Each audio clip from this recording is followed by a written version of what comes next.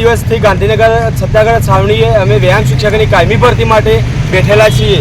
તો સરકારશ્રીને એક નમ્ર વિનંતી છે કે અમારા વ્યાયામ શિક્ષકની કાયમી ભરતી બાબતે અમારો યોગ્ય નિર્ણય આપે અને કાયમી ભરતી કરે।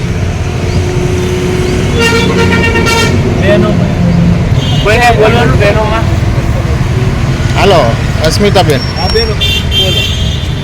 અમારા છેલ્લા 15 વર્ષથી ભરતી નથી થઈ, કાયમી ભરતી થાય એ માટે જ અમારે માંગ છે। તો અમારો જે આજે 32મો દિવસ છે, જ્યાં સુધી અમારે કાયમી ભરતી ના થાય ત્યાં સુધી આંદોલન યથાવત રહેશે।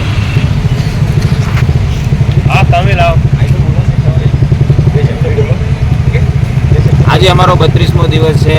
વ્યાયામ આંદોલન છેલ્લા 32 દિવસથી યથાવત છે અને હજી જ્યાં સુધી અમારો નિર્ણય નહીં આવે ત્યાં સુધી અમારું આંદોલન યથાવત જ રહેશે। અડગ છીએ, અટકાયા નથી। આ વ્યાયામવીર હંમેશા ઊભો ને ઊભો રહેવાનો છે અડગ।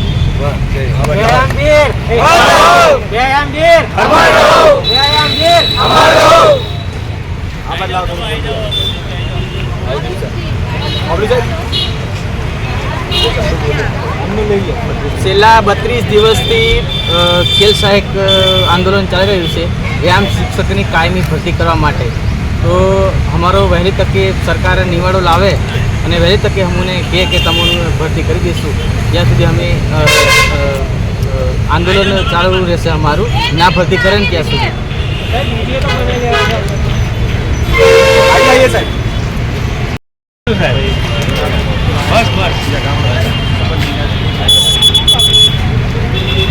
32 દિવસ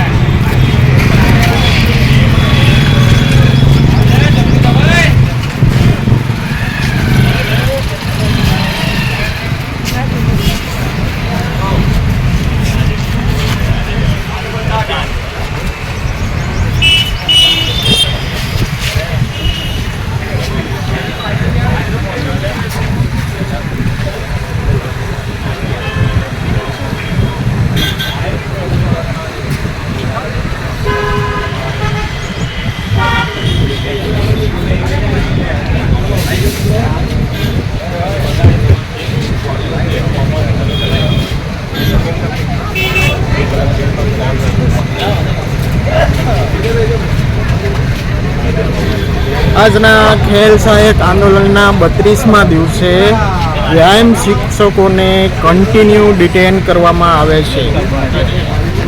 ફરીથી આજે પોલીસ દ્વારા વ્યાયામ શિક્ષકોને ડિટેન કરવામાં આવેલા છે।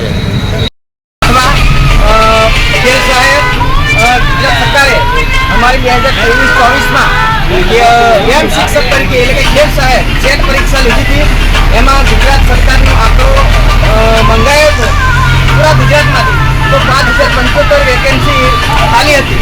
એમાંથી જ્યારે પરીક્ષા કેન્ડિડેટ ફોર્મ ભર્યા ત્યારે 4900 જેવા ફોર્મ ભરેલા અને 4900માંથી કેન્ડિડેટ લગભગ 3000 ને 200 ની આજુબાજુ પરીક્ષા આપેલી અને જે પરીક્ષામાં પરીક્ષા આપેલી એક વ્યાયામ શિક્ષકો 1700 જેવા પાસ થયેલા અને 1700માંથી પાસ થયા એમાં અમને 11 મહિનાના કોન્ટ્રાક્ટ પર વ્યાયામ શિક્ષક તરીકે ગુજરાતમાં નિમણૂક આપેલી।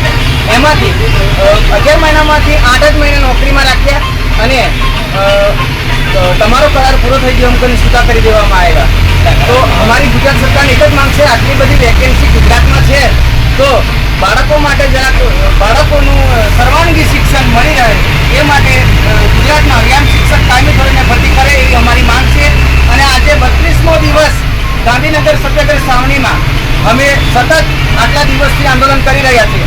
તો કંઈક ને કંઈક ગુજરાત સરકાર અમારી જે માગણી અને એમની લાગણી છે તો અમને કાયમી ધોરણે ભરતી કરે એવી અમારી માંગ છે।